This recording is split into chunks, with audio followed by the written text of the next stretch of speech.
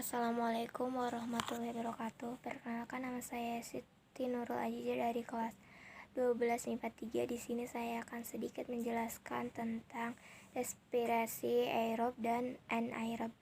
Respirasi aerob merupakan sebuah reaksi katabolisme yang memerlukan suasana aerobik dengan proses keberadaan oksigen yang sangat dibutuhkan yang menghasilkan energi dengan jumlah yang besar.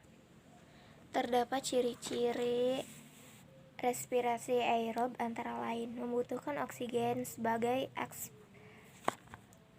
akseptor elektron, proses yang terjadi dalam matriks mitokondria untuk memecah senyawa organik ke anorganik menghasilkan energi dalam jumlah besar yaitu 36 ATP. Respirasi aerob terdapat 4 tahap utama yaitu glikolisis, dekarboksilisasi oksidatif, siklus Krebs, dan transport elektron. Bakteri aerob adalah bakteri yang membutuhkan oksigen untuk hidupnya. Jika tidak ada oksigen, bakteri akan mati. Contoh bakteri aerob: Nitrosococcus adalah bakteri nitrit amfitrik, memiliki metabolisme berbasis oksigen, berperan dalam proses penambahan kesuburan tanah atau membentuk humus.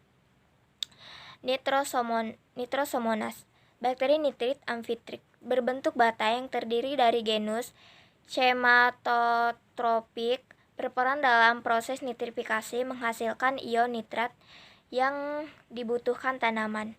Dan yang terakhir, nitrobakter, bakteri nitrat autotrof, bakteri yang mengubah nitrit menjadi nitrat. Dan selanjutnya respirasi anaerob.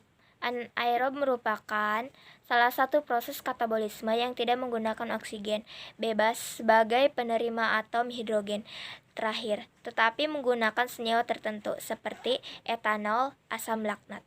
Asam piruvat yang dihasilkan pada tahapan glikolisis dapat dimetabolisme menjadi senyawa yang berbeda atau tersedianya oksigen atau tidak. Tahapan respirasi anaerob. Pada respirasi anaerob, tahapan yang ditempuh meliputi fermentasi alkohol. Proses ini terjadi pada beberapa mikroorganisme seperti jamur atau ragi, di mana tahapan glikolisis sama dengan yang terjadi pada respirasi aerob. Beberapa organisme seperti kamir melakukan fermentasi alkohol. Organisme ini mengubah glukosa melalui fermentasi menjadi alkohol atau etanol. Setelah terbentuk asam piruvat atau hasil akhir glikolisis, asam piruvat mengalami dekarboksilasi atau sebuah molekul CO2 dikeluarkan dan dikatalisis oleh enzim alkohol dehidrogenasi menjadi etanol atau alkohol dan terjadi degradasi molekul NADH menjadi NAD tambah serta membebaskan energi atau kalor. Ciri-ciri respirasi anaerob berikut ini. Jika tidak ada oksigen, sel tidak memiliki akseptor elektron alternatif untuk memproduksi ATP, sehingga terpaksa elektron yang didapatkan dari glikolisis diangkut oleh senyawa organik. Proses ini disebut fermentasi alkohol. Dilakukan ragi dengan cara melepaskan gugus CO2 dari piruvat melalui dekarboksilasi dan menghasilkan molekul 2 karbon asetaldehida.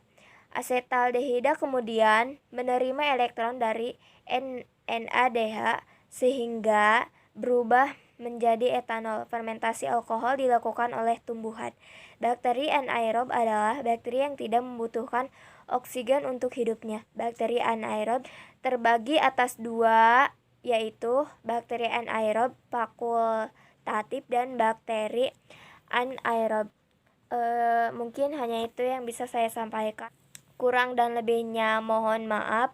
Wabillahi taufiq wal hidayah. Wassalamualaikum warahmatullahi wabarakatuh.